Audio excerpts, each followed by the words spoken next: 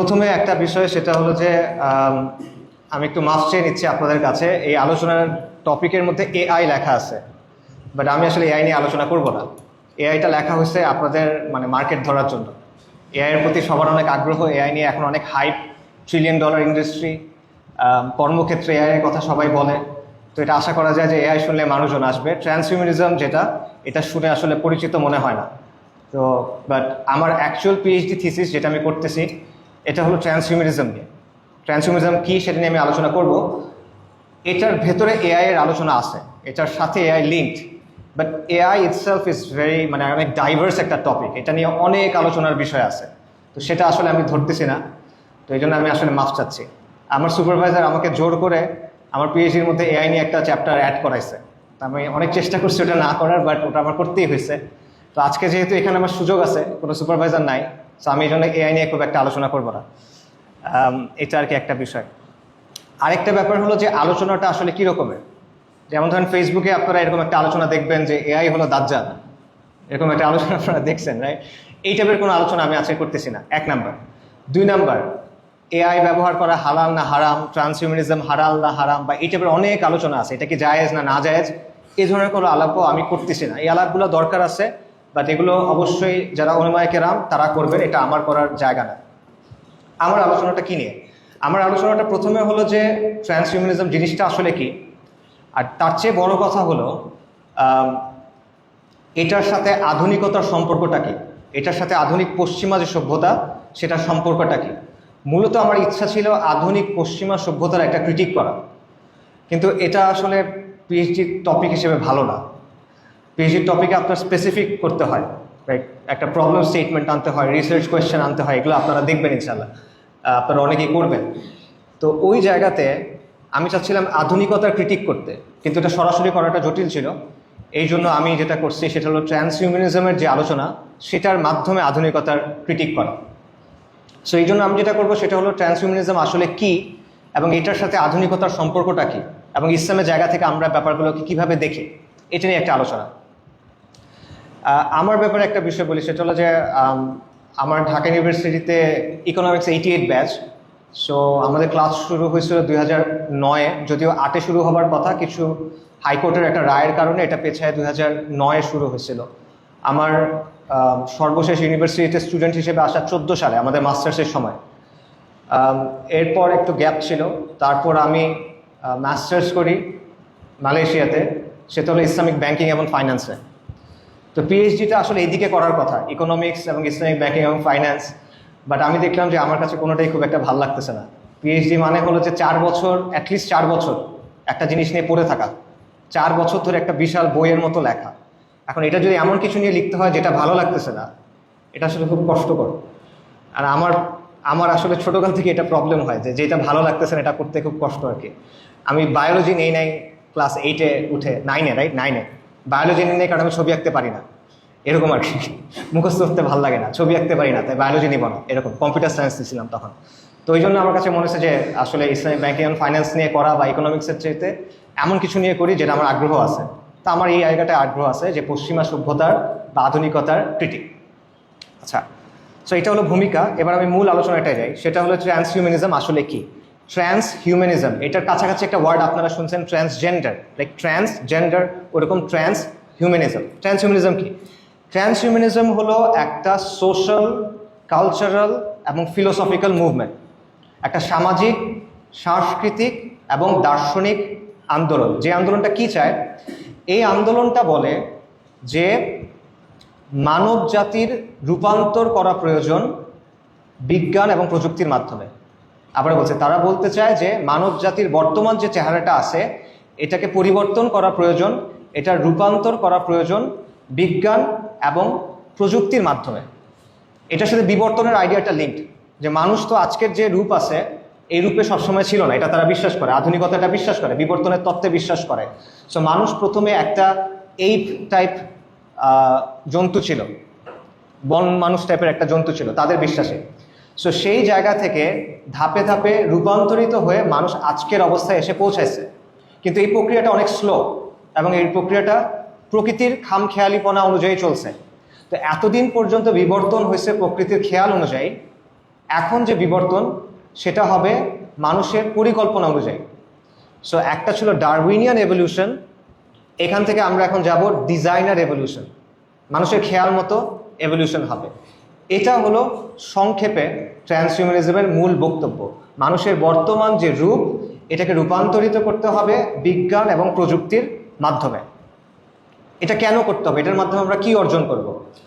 প্রথম কথা হলো যে মানুষের শরীর এবং মানুষের যে মন, এটার কিছু সীমাবদ্ধতা আছে। আমরা বৃদ্ধ হই, আমরা মারা যাই, আমাদের চিন্তা সবসময় প্রপারলি কাজ করে না, রাইট? আপনারা পরীক্ষার আগে এটা বোঝেন যে আমাদের মেমোরি ভালো মতো কাজ করে না, কারেক্ট? সো এখানে আমাদের কিছু লিমিটেশন আছে। এই লিমিটেশনগুলো আমরা অতিক্রম করতে পারবো বিজ্ঞান এবং প্রযুক্তির মাধ্যমে, আমরা যদি মানুষকে পরিবর্তন করি। প্রথম কারণ। দ্বিতীয় কারণ হলো মানুষের সক্ষমতাগুলো বাড়ায় তোলা। যেমন ধরেন ট্রান্সহিউম্যানিজম 3টা জিনিসের কথা বলে, 3টা এস বলে: সুপার ইন্টেলিজেন্স, অতি মানবীয় বুদ্ধিমত্তা; সুপার হ্যাপিনেস, অতি মানবীয় আনন্দ; এবং সুপার নলেজ, সুপার লঞ্জিভিটি, মানে জীবনের লাইফ স্প্যানটা অনেক লম্বা হওয়া। যেখানে এখন অ্যাভারেজে আমরা বেঁচে থাকি 60 বছরের মতো, এটা অনেক গুণ বাড়ায় তোলা। ঠিক আছে, এই জিনিসটা তারা চায়। ট্রান্সহিউম্যানিজমের কিছু পার্টিকুলার থিমস আছে যে তারা কি করতে চায়। যেমন ধরেন একটা হলো ডিজাইনার বেবি। ডিজাইনার বেবি কি? মনে করেন একটা শিশু জন্ম হওয়ার আগে জেনেটিক ইঞ্জিনিয়ারিংয়ের মাধ্যমে আমরা তার ডিএনএতে কিছু পরিবর্তন করব, যার ফলে সুনির্দিষ্ট কিছু বৈশিষ্ট্য তার মধ্যে থাকবে এবং সুনির্দিষ্ট কিছু বৈশিষ্ট্য আমি বাদ দিব। কি বাদ দিব? মনে করেন ওই বাচ্চার ফ্যামিলিতে হাঁপানির প্রবণতা আছে। হাঁপানি একটা মানে প্রজন্মগত অসুস্থতা, রাইট? আপনারা জানেন। বা এরকম ব্লাড ডিজিজ থাকে, বেটা থ্যালাসেমিয়া, এটা কিন্তু এই হয়, কনজেনিটাল হইতে পারে, জন্মগত রোগ হইতে পারে। সো আমরা ডিএনএ থেকে এটা চেঞ্জ করে দিলাম। আর আমরা ভালো কি অ্যাড করতে পারি? ধরেন তার চোখের রং, তার হাইট, তার আইকিউ, রাইট? এই জিনিসপত্রগুলো আমরা এডিট করতে পারি। সো এটা হলো আইডিয়াটা, ডিজাইনার বেবিস। একটা বাচ্চা ভ্রূণ থাকা অবস্থাতেই, এমব্রায়োনিক অবস্থাতেই তাকে পরিবর্তন করা হবে। এটা 1 নাম্বার। 2 নাম্বার, সাইবর্গাইজেশন। আপনারা যারা ছোটকালে কার্টুন দেখছেন বা কমিক্স পড়ছেন বা সাইফাই বই পড়ছেন, সায়েন্স ফিকশন, তারা সাইবর্গ নামে একটা জিনিসের কথা পড়ছেন, যেটা হলো মানুষের ব্রেইনের সাথে কম্পিউটারের ইন্টারফেস করা, কম্পিউটার এবং ব্রেইনকে একসাথে যুক্ত করা। এটা করলে কি হবে? আমাদের ব্রেইনের যে লিমিটেশনগুলো আছে সেগুলোকে আমরা অতিক্রম করতে পারবো কম্পিউটারের ক্যাপাসিটি ইউজ করে। এটা হলো সাইবর্গাইজেশন। এগুলো নিয়ে বিস্তারিত পরে আলোচনা করতেছি। আরেকটা আইডিয়া আছে যেটা খুব র্যাডিক্যাল একটা আইডিয়া, এটা হলো মাইন্ড আপলোডিং। আইডিয়াটা হলো এটা যে মানুষের যে মন, ট্রান্সহিউম্যানিস্টরা বিশ্বাস করে, এটা আধুনিক বিশ্বে অনেকেই বিশ্বাস করে, এটা যে মানুষের সত্তাটা হলো আসলে তার মস্তিষ্কে। মানে মানুষ বলতে কি, আপনি জিনিসটা আসলে কি, আপনার সত্তাটা কি, এটা আসলে আপনার মাথায় আছে। আর আপনার মাথা হলো মূলত আপনার মেমোরিটা, মাথা হলো মূলত ডাটা, রাইট? সো আমি যদি পুরো মাথাটা স্ক্যান করতে পারি এবং আমি যদি খুব ডিটেইল একটা স্ক্যান করতে পারি এবং এটা যদি একটা কপি আমি কোনো কম্পিউটারে বা ক্লাউডে রাখতে পারি, তাহলে বেসিক্যালি ওই মানুষটাকে ক্যাপচার করতে পারছি। এবং পরবর্তীতে আপনার শরীর হয়তো বা নষ্ট হয়ে গেল, কিন্তু সেটা যদি আমরা সিনথেটিক কোনো বডি তৈরি করি, কৃত্রিম প্রোটিন কিন্তু এখন তৈরি করা হয়, আপনারা জানেন সিনথেটিক প্রোটিন এখন তৈরি করা হচ্ছে। মনে করেন কৃত্রিম কোনো বডি যদি তৈরি করা হয়, সেই বডিতে যদি ওই আপনার ব্রেইনের যে স্ক্যান করা হয়েছে সেটা যদি আমরা ওখানে নামাতে পারি, তাহলে বেসিক্যালি আপনি নতুন একটা বডি পাচ্ছেন এবং এইভাবে আপনি অনন্তকাল বেঁচে থাকতে পারবেন। এটা তারা বলে। 5 নম্বর একটা আইডিয়া আছে, এটা এআই এর সাথে যুক্ত। এটা হলো টেকনোলজিক্যাল সিঙ্গুলারিটি। সো আপনারা যারা ফিজিক্সের স্টুডেন্ট আছেন তারা সিঙ্গুলারিটির কথা জানেন। সিঙ্গুলারিটি হলো বেসিক্যালি ওই পয়েন্টটা যেখানে গিয়ে কোনো ম্যাথমেটিক্যাল মডেল আর কাজ করে না। সো মনে করেন একটা ব্ল্যাক হোলের যে সেন্টার, রাইট, এটা সিঙ্গুলারিটি, এরপরে আর হিসাব করার কোনো সুযোগ নাই। অথবা বিগ ব্যাং এর সময় যে মুহূর্তটা থিওরিটিক্যালি বলা হয় যে এই মুহূর্তটাতে গিয়ে আমাদের সব ম্যাথমেটিক্যাল যে মডেল আছে, আমাদের যে তত্ত্ব আছে, এটা ব্রেকডাউন করে। এটা ফিজিক্সের আইডিয়া।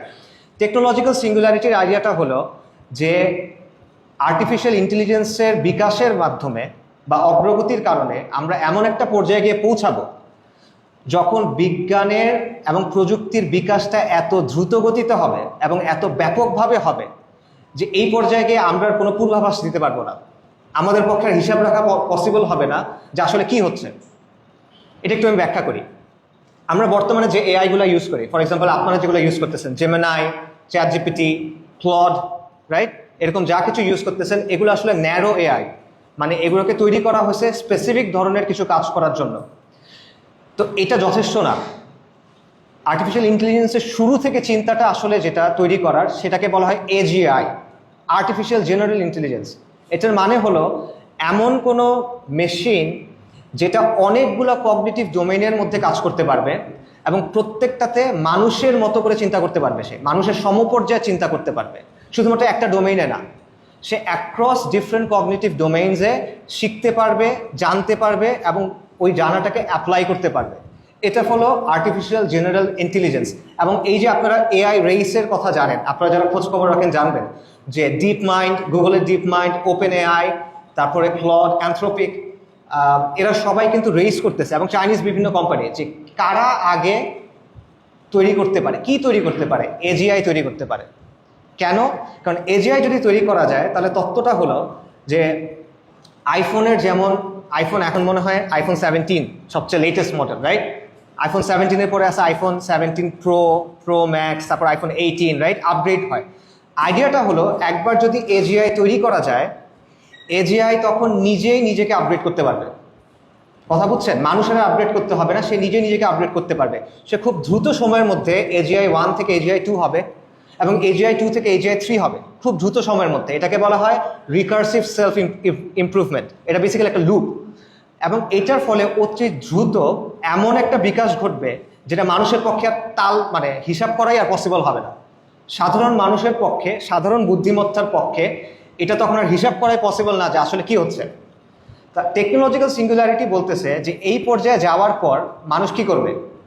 সে বলছে মানুষকে যদি এই সময় টিকে থাকতে হয়, মানুষকে যদি এই সময় খেয়াল রাখতে হয় যে আসলে কি হচ্ছে, তখন মানুষের সাথে আর্টিফিশিয়াল যে ইন্টেলিজেন্স, এটাকে মার্জ করতে হবে।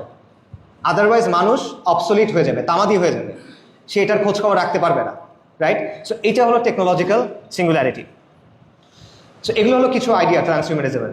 আলটিমেটলি ট্রান্সহিউম্যানিজমের আইডিয়াটা কি? এত কিছু আমরা কেন করতেছি, করে কি লাভটা? লাভটা হলো সে বলতেছে আজকে যে মানুষ আছে সেই মানুষ আগামীতে আর থাকবে না, মানুষের জায়গায় নতুন একটা প্রজাতি আসবে, সেটার নাম হলো পোস্ট হিউম্যান, উত্তর মানুষ। সো আজকে মানুষ আছে, post human, man post human বা হিউম্যান পোস্ট হিউম্যান। ট্রান্সহিউম্যানিজম হলো এই দুটার মাঝের জায়গাটা। ট্রান্সহিউম্যানিজম হলো এই ভিশনটা যে মানুষকে আমরা পোস্ট হিউম্যানে পরিণত করব, এই যে ভিশন, এটা ট্রান্সহিউম্যানিজম, এবং এই প্রক্রিয়াটা, এটাও ট্রান্সহিউম্যানিজম। ঠিক আছে? সো ট্রান্সহিউম্যানিজম বেসিক্যালি বলতেছে মানুষ থেকে আমাদের উত্তর মানুষে পরিণত হতে হবে, এবং এই প্রক্রিয়াটা আমরা সামনে আগায় নিয়ে যেতে চাই। মানুষের যে দুর্বল শরীর, সেই শরীরটাকে আমরা রোবোটিক্স দিয়ে, জিনোমিক্স দিয়ে, ন্যানো টেকনোলজি দিয়ে পরিবর্তন করব। মানুষের যে দুর্বল ঠুনকো মস্তিষ্ক, যে পরীক্ষার আগে কোনো কিছু মনে থাকে না, বয়স বাড়ার সাথে স্মৃতি হারায় যায়, এটাকে আমরা সর্বাধুনিক এআই এর সাথে যুক্ত করব, এবং এটার তখন আর কোনো সীমা থাকবে না। এবং তখন আমাদের কি হবে? তারা বলতেছে তখন মানুষের ক্ষমতা হবে গড লাইক। একাডেমিক আলোচনাতেই তারা এটা ইউজ করে, god like, small G, small letter G, god like, দেবতাদের মতো ক্ষমতা। এবং তারা বলতেছে যে এইভাবে মানুষ থেকে পোস্ট হিউম্যান হবে, এবং এই অবস্থাটা কীরকম হবে? একটা মানুষের সাথে শিম্পাঞ্জির যে দূরত্ব, রাইট, মানুষের তুলনায় শিম্পাঞ্জির যে বুদ্ধিমত্তা, পোস্ট হিউম্যানের সাথে মানুষের তুলনাটা ওই রকম। মানুষের কাছে শিম্পাঞ্জি যেমন, পোস্ট হিউম্যানের কাছে মানুষ তেমন। এইটা হলো তাদের আইডিয়া।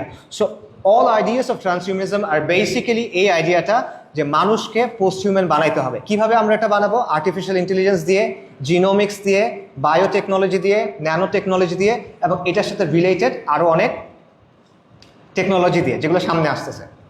এখন প্রশ্ন হলো যে ভাই এটা আমি কেন করব? এরকম আজব একটা জিনিস আমরা কেন করবো? এটা লাভটা কি? অবশ্য অনেক লাভ আছে, অনেক কারণ আছে। প্রথম কারণ হলো কষ্ট লাঘব করা। মানব জাতি যা কিছু করে তার মধ্যে একটা বড় কারণ হলো কষ্ট লাঘব করা। কিসের কষ্ট? দেখেন, প্রতি বছর অনেক মানুষ শারীরিক অসুস্থতায় ভোগে, মানসিক অসুস্থতায় ভোগে, বার্ধক্যের কারণে কষ্ট পায়, ওল্ড এজ, রাইট? এবং প্রতিদিন কোটি কোটি মানুষ আলটিমেট কষ্টটা পায় মৃত্যুর মাধ্যমে। এবং কেউ তো আসলে মরতে চায় না, বা অধিকাংশ মানুষই মরতে চায় না।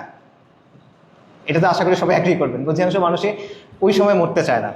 তো সেটা বলতেছে, তো আমরা যদি সায়েন্স এবং টেকনোলজির মাধ্যমে এগুলো চেঞ্জ করতে পারি, আমরা যদি সায়েন্স এবং টেকনোলজির মাধ্যমে অসুখগুলো দূর করতে পারি, আমরা যদি সায়েন্স এবং টেকনোলজির মাধ্যমে বার্ধক্য দূর করতে পারি, এবং আমরা যদি সায়েন্স এবং টেকনোলজির মাধ্যমে মৃত্যুকেও দূর করতে পারি, তাহলে এখানে সমস্যা কি? বড় এটা তো করা উচিত, কারণ সবার কষ্ট হচ্ছে, সবার কষ্ট তো লাঘব করা দরকার। এটা তো একটা ভালো কাজ। দুনিয়াতে এগুলোর জন্য মানুষ শান্তিতে নোবেল পুরস্কার পায় না, মানুষের কষ্ট লাঘব করে। এটা একটা ভালো কাজ। সেটা হলো প্রথম যুক্তি, কষ্ট লাঘব করার যুক্তি। পরের যুক্তিটা হলো যে দেখেন, মানুষ তার ইতিহাসে সবসময় বিভিন্ন উপাদান, বিভিন্ন উপকরণ, বিভিন্ন হাতিয়ার ইউজ করছে। যেমন ধরেন, মানুষের হাত খুব শক্তিশালী না, তার হাতে নখ নাই। একটা বাঘের হাত অনেক শক্তিশালী, মানুষের হাত কিন্তু এত শক্তিশালী না। সো মানুষ কি করছে? সে বর্ষা তৈরি করছে, সে তীর তৈরি করছে, সে তলোয়ার তৈরি করছে, সে রাইফেল তৈরি করছে, অ্যাসল্ট রাইফেল তৈরি করছে, রাইট? মানুষ খুব দ্রুত দৌড়াতে পারে না, এই জন্য মানুষ কি করছে? সে ঘোড়াকে পোষ মানাইছে, তারপর সে চাকা আবিষ্কার করছে, সে গাড়ি আবিষ্কার করছে, প্লেন আবিষ্কার করছে। মানুষ অনেকক্ষণ সাঁতার কাটতে পারে না, যেরকম একটা মাছ পারে, সেজন্য সে কি করছে? সে জাহাজ আবিষ্কার করছে। সে আকাশে উঠতে পারে না, কিন্তু সে কি করছে? সে প্লেন আবিষ্কার করছে। অর্থাৎ মানুষ সবসময় আমাদের যে অসুস্থতা আছে, অসুস্থতা দূর করার জন্য আমরা কি করছি? বিভিন্ন ওষুধ তৈরি করছি, মেডিকেল টেকনোলজি তৈরি করছি। অর্থাৎ মানুষ অলওয়েজ তার যে সিচুয়েশন, এটা উন্নত করার জন্য বিজ্ঞান এবং প্রযুক্তিকে ইউজ করছে। তো ট্রান্সহিউম্যানিজম তো এটাই বলতেছে, মানে মৌলিকভাবে কথা তো ডিফারেন্ট না, সবসময় আমরা ইউজ করে আসছি। এখন আমরা করব নিজের বডিটাকে চেঞ্জ করব। সমস্যা কি? এটা লজিক্যালি তো একই জিনিস। আপনারা কেন বডিটাকে চেঞ্জ করতে চাইবেন না? এটা কি কারণ? এটা হলো দ্বিতীয় যুক্তি। তৃতীয় যুক্তি হলো অধিকার এবং স্বাধীনতার যুক্তি। সেই যুক্তিটা কি? যে মানুষের একটা মৌলিক অধিকার আছে, মানুষ স্বাধীন। মানুষের শরীরের উপর মালিকানা কার? মানুষের নিজের। My body my choice. আপনারা এটা শুনছেন যে দেহ আমার, সিদ্ধান্ত আমার। নারীবাদীরা বলে, অনেকেই বলে, এলজিবিটি আন্দোলন যারা করে তারা বলে দেহ আমার, শরীর আমার। এটার অর্থটা কি? এই শরীরের উপর মালিকানা আমার, এই শরীর নিয়ে আমি যা ইচ্ছা তাই করতে পারবো, যতক্ষণ পর্যন্ত আমি আরেকজনের ক্ষতি করতেছি না ততক্ষণ এখানে বাধা দেওয়ার কেউ নাই, রাইট? এটা হলো আইডিয়াটা। এটাকে বলে অটোনমি, পার্সোনাল অটোনমি বা ইন্ডিভিজুয়াল অটোনমি। তো সেই জায়গা থেকে শরীর আমার, সিদ্ধান্ত আমার। তাহলে আমি যদি সিদ্ধান্ত নেই আমার শরীরকে পরিবর্তন করার, আমি যদি সিদ্ধান্ত নেই আমার ব্রেনকে পরিবর্তন করার, এবং অন্য কারো ক্ষতি যদি আমি না করি, তাহলে সে বাধা কেন দিবে? এটা তো আমার মৌলিক অধিকার, রাইট? এটা হলো আরেকটা যুক্তি, মৌলিক অধিকারের যুক্তি। তারপরে একটা যুক্তি আছে, এটা হলো সার্ভাইভালের যুক্তি। সেই যুক্তিটা কি? যে মানব জাতির অনেকগুলো ভালনারাবিলিটি আছে, দুর্বলতা আছে। যেমন মনে করেন প্যান্ডেমিক, করোনা ভাইরাসের সময় আমরা দেখছি যে প্যান্ডেমিকের মাধ্যমে হঠাৎ করে জীবনযাত্রা একদম বন্ধ হয়ে যেতে পারে এবং অনেক মানুষ মারা যেতে পারে। তারপর মনে করেন পারমাণবিক যুদ্ধ, নিউক্লিয়ার ওয়ার। পারমাণবিক যুদ্ধ যদি হয়, এক নিমেষে কোটি কোটি মানুষ মারা যাবে। পরিবেশগত বিপর্যয়, ক্লাইমেট ক্রাইসিস, এইটার কারণে কোটি কোটি মানুষ মারা যেতে পারে। এবং যদি কোনো মহাজাগতিক দুর্ঘটনা ঘটে, মনে করেন একটা বিশাল উল্কাপিণ্ড এসে পৃথিবীর উপর এসে পড়ল, নিমিষের মধ্যে শত কোটি মানুষ মারা যেতে পারে, রাইট? সো এটা আমরা সলিউশন করবো কিভাবে? তখন বলতেছে বর্তমান অবস্থায় সলিউশন করা সম্ভব না, কিন্তু মানুষ যদি তার নিজেকে মেশিনের সাথে মার্জ করে, মেশিনের সাথে সংযুক্ত করে, তাহলে মানুষের পক্ষে পসিবল হইতে পারে এই ব্যাপারগুলো অতিক্রম করে টিকে থাকা। অর্থাৎ যুক্তিটা এখন হলো কিসের? সার্ভাইভালের, টিকে থাকার, অস্তিত্ব টিকে রাখার। আচ্ছা, এরপর হলো গ্লোবাল স্কেলে অনেক প্রবলেম আছে বর্তমান বিশ্বে, রাইট? রাজনৈতিক পর্যায়ে অনেক প্রবলেম, টেকনোলজিক্যাল অনেক প্রবলেম।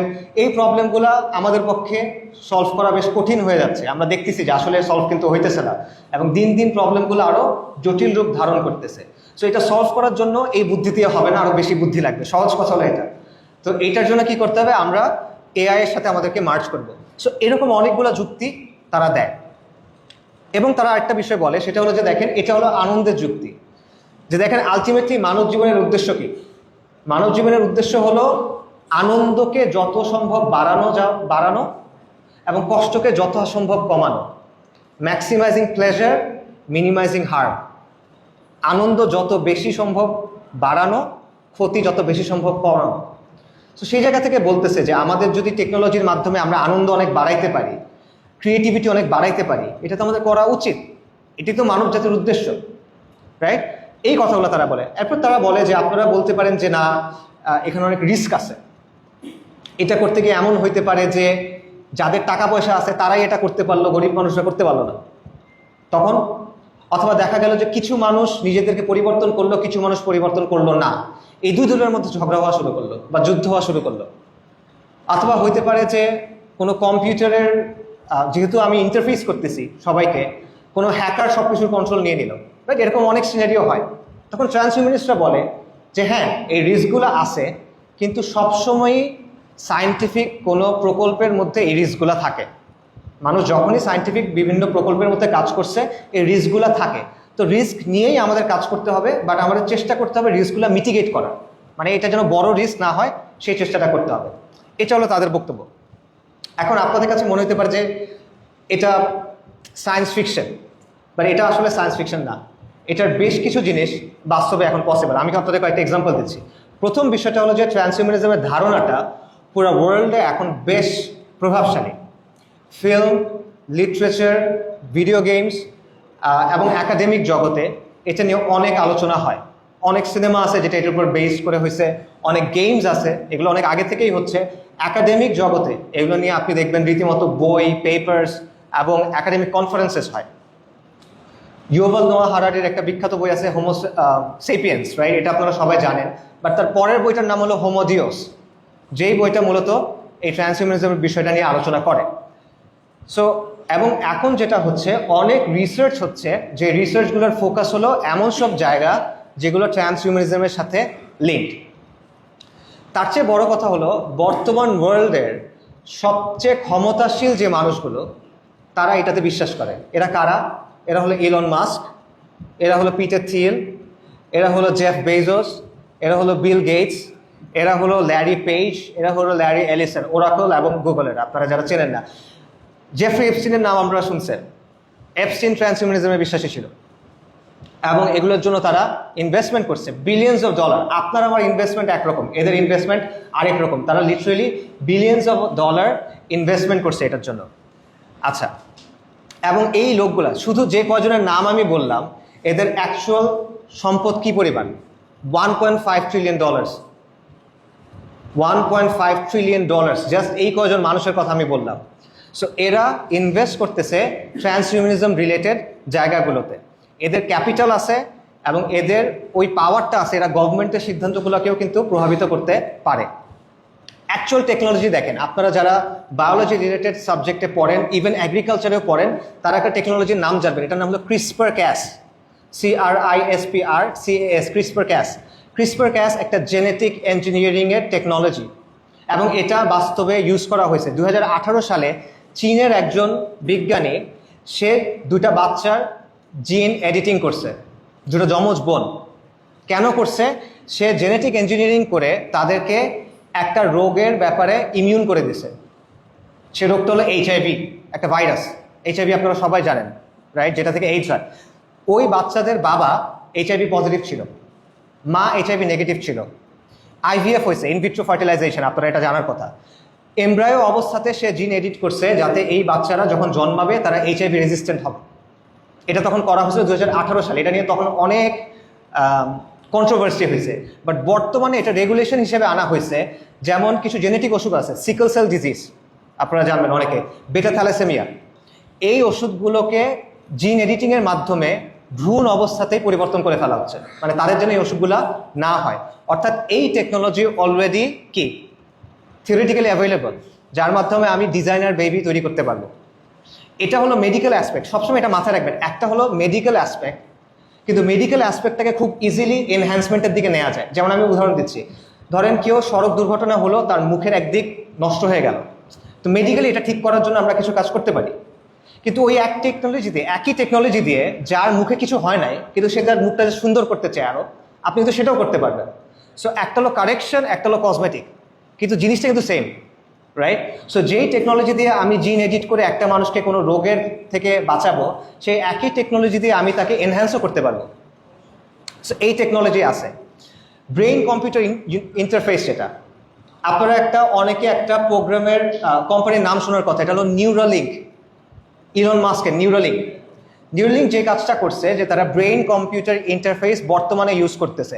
2024 সালে একজন রোগী, সে প্যারালাইজড, তার মাথায় একটা কয়েনের সাইজের চিপ বসানো হয়েছে এবং এই চিপটা দিয়ে সে কী করতেছে, তার বডি প্যারালাইজ, কিন্তু সে জাস্ট তার মনকে ইউজ করে ইন্টারনেট ব্রাউজ করতে পারে, সে একটা মাউসের কার্সার সরাইতে পারে, মানে সে চিন্তা করতেছে কার্সারটা ডান দিকে যাবে বা বাম দিকে যাবে, উপরে যাবে নিচে যাবে, এবং সেটা সরতেছে, এবং সে গেম খেলতে পারতেছে। অনেক জটিল গেম না, পাবজি না, বাট মনে করেন অনেক ছোটকালে আমরা গেম খেলতাম একটা, আপনারা হয়তো বা চিনেন না, ডিএক্স বল বা প্যারানয়, আপনারা হয়তো বা চিনবেন না, এটা যারা এইটা আছে তারা চিনবেন। ওই টাইপের যে একটা জিনিস সরাইতে হয়, রাইট, এই টাইপের গেম সে ব্রেন দিয়ে খেলতে পারতেছে। এটা হলো জাস্ট রিসেন্ট অবস্থা। এটা দিয়ে আরও কি করা যেতে পারে, তারা বলতেছে দেখেন মানুষের অনেকগুলা নিউরোলজিক্যাল অসুস্থতা থাকে, যেমন ধরেন সিভিয়ার এপিলেপসি, মানে ব্যাপক মৃগী রোগ, এই হয়েছে সিজার হয়। তারপর মনে করেন পার্কিনসন্স ডিজিজ, এই টাইপের ওষুধ থাকে, এগুলো হলো নিউরোলজিক্যাল ডিসঅর্ডার। সে বলতেছে এই চিপটা বসানোর মাধ্যমে আমরা এই ওষুধগুলো আস্তে আস্তে সলভ করতে পারবো। তারপর মনে করেন একটা মানুষের স্পাইনাল কর্ড ছিঁড়ে গেছে, স্পাইনাল কর্ড ছিঁড়ে যাওয়ার ফলে কী হবে বলেন, প্যারালাইসিস হবে। কিন্তু যদি চিপটা বসানো হয় এবং এটার সাথে যদি আমরা সামহাও প্রস্থেটিক আর্মস ইউজ করি, মানে আমরা যান্ত্রিক অঙ্গ প্রত্যঙ্গ বসাই তার বডিতে, তখন সে এগুলোকে ইউজ করতে পারবে।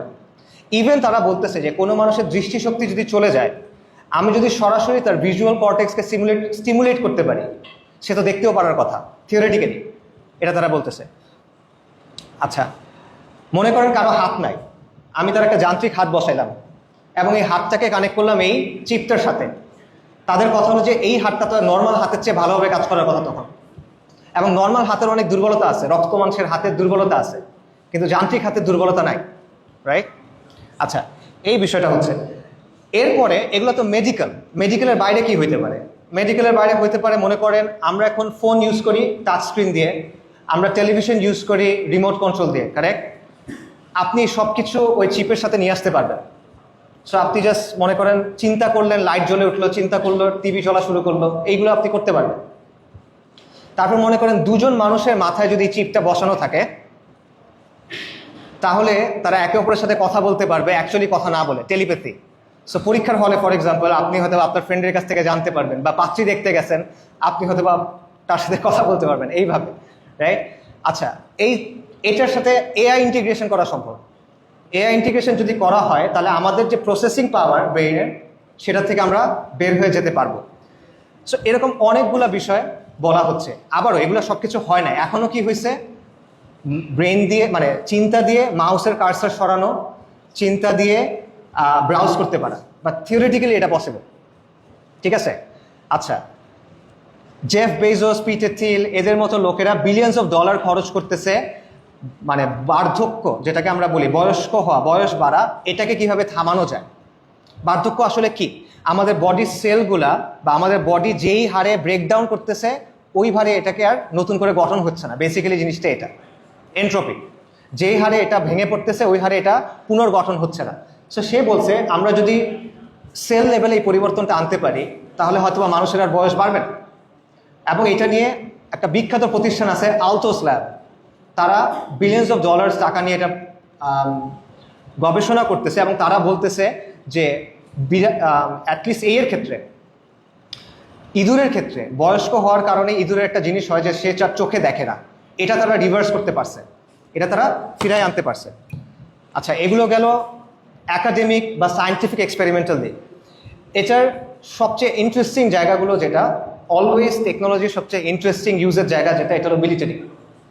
টেকনোলজির যে বিকাশ, এটার ইতিহাসটা আসলে মিলিটারির বিকাশ। সো মিলিটারি ক্ষেত্রে এটা কীভাবে ইউজ করা যায়? মনে করেন আমি একটা এলিট স্কোয়াড অফ সৈন্য বানাইলাম, যাদের সবার মাথায় চিপ বসানো, এবং সবাই ড্রোন সোয়ার্ম কন্ট্রোল করতে পারে। ড্রোন সোয়ার্ম বুঝছেন? একটা ড্রোন না, লাইক অনেকগুলো ড্রোন যেগুলো সব একসাথে মুভ করে। আপনারা এটা ইউটিউবে গিয়ে খুঁজতে পারবেন, চাইনিজরা এটা খুব ভালো মতো ডেভেলপ করছে।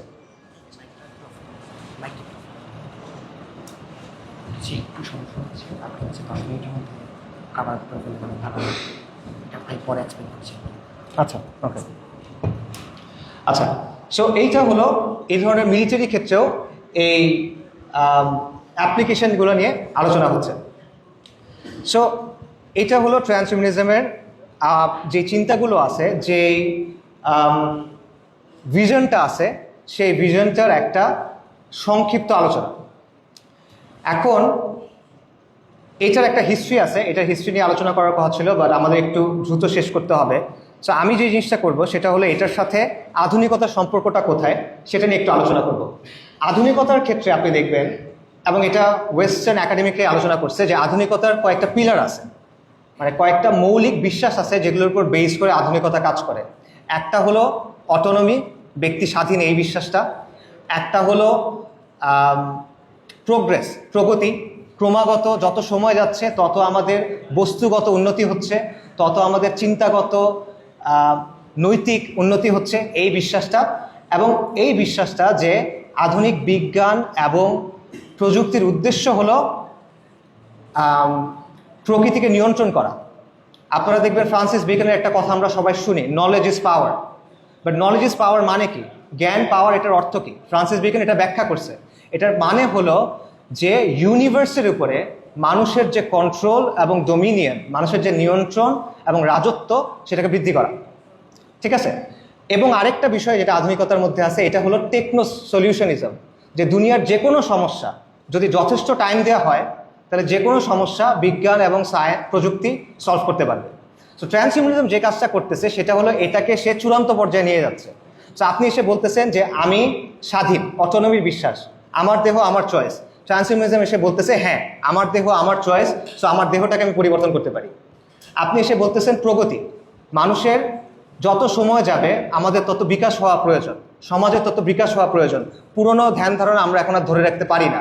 ট্রান্সহিউম্যানিজম বলছে হ্যাঁ সঠিক, এবং এই প্রগতির স্বার্থেই মানুষের বডিটাকে আমাদের চেঞ্জ করা প্রয়োজন। আধুনিকতা বলতেছে যে প্রকৃতির উপর নিয়ন্ত্রণ। ট্রান্সহিউম্যানিজম বলতেছে হ্যাঁ আমরা একমত, প্রকৃতির উপর নিয়ন্ত্রণ, এই নিয়ন্ত্রণটা মানব প্রকৃতির উপরও নিয়ন্ত্রণ। ঠিক আছে? এবং দেন যেটা আমি বললাম যে টেকনো সলিউশনিজম, যে বিজ্ঞান এবং টেকনোলজি, সায়েন্স এবং টেকনোলজি, বিজ্ঞান ও প্রযুক্তি সকল কিছু সমাধান দিতে পারে। এখানে তারা বলছে হ্যাঁ, শুধুমাত্র সকল কিছু সমাধান দিতে পারে এটা না, এটা দুনিয়াতে একটা কল্পরাজ্য তৈরি করতে পারে, যেখানে মানুষ মারা যাবে না, যেখানে মানুষ কন্টিনিউলি জীবিত থাকবে, যেখানে কোনো অসুস্থ থাকবে না, যেখানে অনন্ত আনন্দ থাকবে। রাইট? সো এটা হলো আধুনিকতার সাথে ট্রান্সহিউম্যানিজমের সম্পর্কের একটা জায়গা। আচ্ছা, এইখানে ইসলামের জায়গা থেকে বেশ কিছু বিষয় আমরা বলতে পারি যে ইসলামের সাথে পার্থক্যগুলো আসলে কোথায়। একটা মিনিট। ওকে, প্রথমত ট্রান্সহিউম্যানিজমের মূল চিন্তাটা এটা হলো এক্সট্রিমলি দুনিয়া সেন্ট্রিক, মানে দুনিয়ার বাইরে আর কিছু নিয়ে সে চিন্তা করে না, এবং তার চিন্তাটা একেবারে ম্যাটেরিয়ালিস্টিক। সো দুনিয়ার মধ্যেই আপনার একটা কল্পলোক তৈরি করতে হবে। এবং গত শতাব্দীগুলোতে বিভিন্ন পলিটিক্যাল ফিলোসফি, কমিউনিজম, নাৎসিজম, ফ্যাসিজম, এই জিনিসটাই করার চেষ্টা করছে যে দুনিয়ার মধ্যে একটা কল্পলোক, এমন কিছু একটা তৈরি করব যেখানে সব কিছু সমাধান হয়ে গেছে। তো এখন এটা টেকনোলজির মাধ্যমে করা হচ্ছে। গায়েবে সে বিশ্বাস করে না। কিন্তু ইসলাম আমাদের কি বলে? ইসলাম বলে মানুষের জীবনের বা বাস্তবতার দুটো দিক আছে, একটা হলো দুনিয়া, একটা হলো আখিরাত। এবং একটা হলো শাহাদার জগৎ, যেটা আমরা দেখি, একটা হলো গায়েব, যেটা আমরা দেখি না। এবং আল্লাহ সুবহানাহু ওয়া তাআলা আমাদের বলছে ওয়ামাল হায়াতুদ দুনিয়া ইল্লা মাতাউল গুরুর, দুনিয়ার জীবন হলো ছলনা মাত্র। এবং আল্লাহ সুবহানাহু ওয়া তাআলা আমাদের বলছেন কুল্লু নাফসিন যায়িকাতুল মাউত, প্রত্যেক জীবকে মৃত্যুর স্বাদ আস্বাদন করতে হবে। জ্ঞানের ক্ষেত্রে ট্রান্সহিউম্যানিস্টরা মনে করে এটা আধুনিকতার চিন্তা, যে শুধুমাত্র ম্যাটেরিয়াল জ্ঞান গ্রহণযোগ্য, শুধুমাত্র যৌক্তিক জ্ঞান গ্রহণযোগ্য। ইসলাম বলে হ্যাঁ, মানুষের যুক্তিতর্ক থেকে যে জ্ঞান আছে এটা গ্রহণযোগ্য, বাট এটাকে আমরা ওয়াহির আলোকে গ্রহণ করতে হবে। কারণ মানুষের মনের, আমরা যে চিন্তাগুলো করি, সায়েন্টিফিক থিওরি পরিবর্তন হয়, সায়েন্টিফিক থিওরি কখনো মানে ধ্রুব হয় না, এটার মধ্যে পরিবর্তন আসে। সো আমরা যে চিন্তাগুলো করি এগুলোর মধ্যেও পরিবর্তন আসতে পারে। সো এই জায়গা থেকেও এপিস্টেমোলজির জায়গায়, অর্থাৎ আমরা কিভাবে কোনো কিছু জানবো, সেই জায়গাতেও দ্বিমত আছে। মানুষের ক্ষেত্রে ট্রান্সহিউম্যানিজম মনে করে যে মানুষ হলো আধা ক্ষেত্রে একটা জিনিস, ডিফেক্টিভ একটা জিনিস, ত্রুটিপূর্ণ একটা জিনিস। কিন্তু আল্লাহ সুবহানাহু ওয়া তাআলা বলতেছেন লাকাদ খালাকনাল ইনসানা ফি আহসানি তাকওয়িম, আল্লাহ সুবহানাহু ওয়া তাআলা মানুষকে সৃষ্টি করছেন সর্বোত্তম উপায়ে। আল্লাহ সুবহানাহু ওয়া তাআলা বলছেন ওয়ালাকাদ কাররামনা বানি আদম, আমি বনি আদমকে সম্মানিত করছি অনেক সৃষ্টির উপরে। সো এই জায়গাগুলোতে আপনি দেখবেন ট্রান্সহিউম্যানিজমের সাথে ইসলামের চিন্তার অনেক বড় পার্থক্য আছে। ট্রান্সহিউম্যানিজম মনে করে যে মানুষ হলো তার মনটা, মন হলো আসলে ব্রেইন, ব্রেইন হলো কিছু ডাটা। আর আমরা বলতেছি, আল্লাহ আমাদের জানাচ্ছেন যে মানুষ হলো রূহ, মানুষ হলো নাফস, এবং মানুষ হলো আকল। এই প্রত্যেকটা জিনিস আছে। সো ট্রান্সহিউম্যানিজমের মধ্যে এই জিনিসগুলো নাই। সো ফাইনালি একটা বিষয় বলে আমি শেষ করতেছি, সেটা হলো যে এগুলো তো জেনারেল কথা, বাট ট্রান্সহিউম্যানিজম যে প্রতিশ্রুতিগুলো দেয় এগুলোর সাথে আপনি কোরআনের কিছু আয়াতের হুবহু মিল পাবেন। মানে কোরআনের কিছু আয়াতে কিছু বিষয় বলা হয়েছে যেগুলো হুবহু ট্রান্সহিউম্যানিজম যেই প্রতিশ্রুতিগুলো দেয় সেগুলোর সাথে মিলে যায়। এগুলো কোন আয়াত?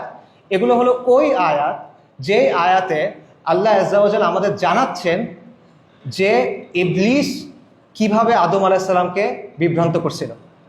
যেমন সূরা তাহাতে আল্লাহ সুবহানাহু ওয়া তাআলা বলতেছেন, ফাওয়াসওয়াসা ইলাহি শাইতান, অতঃপর ইবলিস তাকে কুমন্ত্রণা দিল। কাকে? আদমকে, আদম আলাইহিস সালামকে। ক্বালা ইয়া আদামু হাল আদুল্লাকা আলা শাজারাতিল খুলদ, হে আদম আমি কি তোমাকে শাজারাতুল খুলদের কথা বলবো, ওই বৃক্ষের কথা বলবো যেটা অনন্ত জীবনদায়ী, ওয়া মুলকিন লা ইয়াবলা, এবং এমন একটা রাজত্ব যেটা অক্ষয়। সে আদম আলাইহিস সালাম কি বলতেছে যে আল্লাহ তোমাকে এই গাছের কাছে যেতে মানা করছে, বাট এটা হলো অনন্ত জীবনদায়ী বৃক্ষ এবং এটা তোমাকে এমন এক রাজত্ব দিবে যেটার কোনো শেষ নাই। এবং সূরা আরাফে আল্লাহ সুবহানাহু ওয়া তাআলা বলতেছেন ইবলিস অ্যাকচুয়ালি কি বলতেছিল। ইবলিস বলতেছে, ওয়াকালা মা নাহাকুমা রব্বুকুমা আন হাযিহি শাজারা, তোমার রব তোমাদেরকে এই বৃক্ষের কাছে যেতে কেন মানা করছে জানো? কারণ তোমরা যদি এখানে যাও ইল্লা আন তাকুনা মালাকাইন, তাহলে তোমরা ফেরেশতাদের মতো হয়ে যাবা, আও তাকুনা মিনাল খালিদিন, অথবা তোমরা তাদের মতো হয়ে যাবা যারা চিরস্থায়ীভাবে জান্নাতে বসবাস করে। অর্থাৎ ইবলিসের যে মিথ্যা প্রতিশ্রুতি সেটা কি? এমন একটা বিশেষ জ্ঞান আছে যে জ্ঞানের কাছে যদি আপনি যান তাহলে আপনি অক্ষয় রাজত্ব পাবেন, এবং এই জ্ঞান আল্লাহ মানুষের কাছ থেকে গোপন করছেন, নাউজুবিল্লাহ। আপনি ফেরেশতাদের মতো হতে পারবেন, আপনি অমরত্ব পাবেন, এবং আপনি দুনিয়াতে চিরস্থায়ী হবেন। রাইট? এই হলো প্রতিশ্রুতি। এবং সূরাতুন নিসাতে আপনারা জানেন যে ইবলিস আল্লাহ সুবহানাহু ওয়া তাআলাকে বলতেছে, আল্লাহ সুবহানাহু ওয়া তাআলাকে সে প্রতিশ্রুতি দিচ্ছে, প্রমিস করতেছে। সে বলছে, ওয়া ক্বালা লা আত্তাখিযান্না মিন ইবাদিকা নাসিবাম মাফরুদা, আমি অবশ্যই তোমার বান্দাদের মধ্য থেকে একটা অংশকে কি করব? পথভ্রষ্ট করব। এবং পথভ্রষ্ট করে আমি কি করব? সে বলতেছে, ওয়ালা আমুরান্নাহুম ফালা ইউগাইয়িরুন্না খালাকাল্লাহ, আমি তাদেরকে আদেশ করব এবং তারা আল্লাহর সৃষ্টিকে কি করবে? পরিবর্তন করবে। সো আপনি যদি চিন্তা করে দেখেন তাহলে ট্রান্সহিউম্যানিজমের যেই প্রতিশ্রুতিগুলা, ইমর্টালিটি, অমরত্ব, অতিমানবীয় জ্ঞান, অতিমানবীয় শক্তি, অতিমানবীয় রাজত্ব, রাইট, এই প্রত্যেকটা জিনিস আসলে ওই প্রতিশ্রুতি যেটা ইবলিস আদম আলাইহিস সালামকে দিছিল কোথায়? জান্নাতে।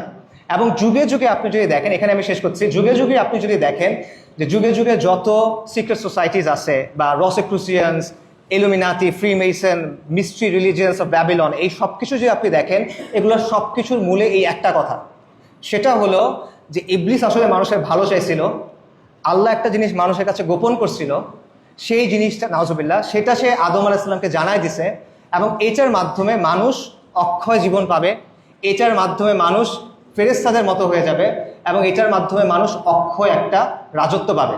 তো সেই জায়গা থেকে ট্রান্সহিউম্যানিজম হলো ওই আইডিওলজিটা যেটা আধুনিক টেকনো সায়েন্টিফিক ভাবে এই একই স্বপ্নগুলো নিয়ে আসছে। আমি বলতেছি না যে ট্রান্সহিউম্যানিজম শয়তান চালাচ্ছে, এটা আমার কথা না। এটা বললেন না যে আসিফ আদনান বলছে যে এআই শয়তান চালায়, এটা আমি বলতেছি না। আমি বলতেছি এই স্বপ্নটা সেম। মধ্যযুগে মানুষ মনে করতো আলকেমি, আপনারা আলকেমির কথা শুনছেন, যে পরশ পাথর নামে একটা জিনিস আছে, যে কোনো মেটালের সাথে যদি লাগানো হয় সেটা স্বর্ণ হয়ে যাবে। এবং এলিক্সির অফ লাইফ নামে একটা জিনিস আছে যেটা পরশ পাথর থেকে তৈরি করা যায়, এটা যদি কেউ খায় সে অমরত্ব পাবে। সো মধ্যযুগে এই চিন্তাটা ছিল আমি অমরত্ব পাবো, আমি অনেক সম্পদশালী হব, আমি অনেক শক্তিশালী হব। কিভাবে? আলকেমির মাধ্যমে, জাদুর মাধ্যমে। আর এখন চিন্তাটা হলো আমি অমরত্ব পাবো, আমি অনেক শক্তিশালী হব, আমার অনেক জ্ঞান হবে। কিভাবে? বিজ্ঞান এবং প্রযুক্তির মাধ্যমে। ইম্পালসটা সেম, বাট এর প্রেজেন্টেশনটা ডিফারেন্ট। যাই হোক, আমার আরও অনেক কিছু বলা ছিল, বাট আমাকে বলা হয়েছে যে আলোচনাটা এখন শেষ করতে হবে। সো আমি এখানে আলোচনা শেষ করতেছি। সুবহানাকা আল্লাহুম্মা ওয়া বিহামদিকা আশহাদু আল্লা ইলাহা ইল্লা আনতা আস্তাগফিরুকা ওয়া আতুবু ইলাইক। আসসালামু আলাইকুম ওয়া রাহমাতুল্লাহ।